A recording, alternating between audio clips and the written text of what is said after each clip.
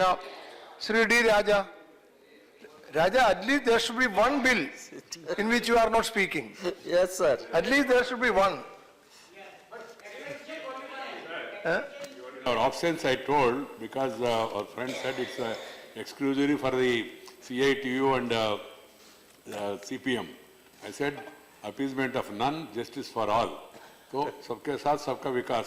How can you have it only CITU? How can you omit AITUC? That's why Raja also. I agree, sir. I This agree. is the characteristic of Thank you, Chairman, sir. This bill amends the Employees Compensation Act 1923, which emerged during the colonial period. Sir, we will have to take into account the situation that prevails today in the country.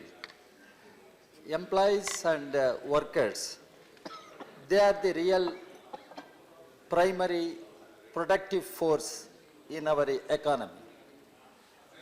Their safety, their welfare should be the primary concern of any government.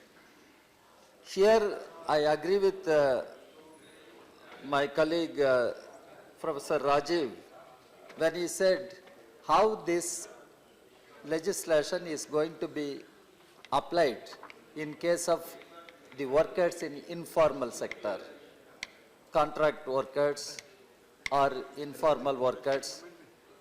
That really needs to be examined, how this bill is going to be implemented. Secondly, this dispute of penalty which can be disputed or appealed, 10,000 rupees.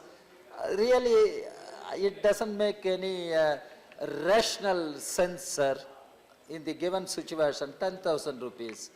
Government should consider to remove it totally or enhance it up to 1 lakh at least. Yeah, because the bill talks about even funeral expense, 5,000 rupees. I do not know how all these were being worked out, but government should consider this.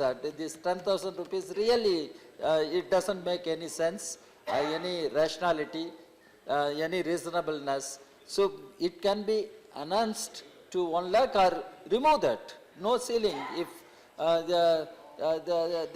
they cannot appeal at least 300 rupees to 10,000 you are making. Why can't it be 1 lakh? So government should consider to enhance that amount. Then, sir, the whole question is how are you going to implement, enforce it? And here comes the role of labor commissioners. I want to know from the government whether you have adequate number of labor commissioners, labor inspectors, labor commissioners.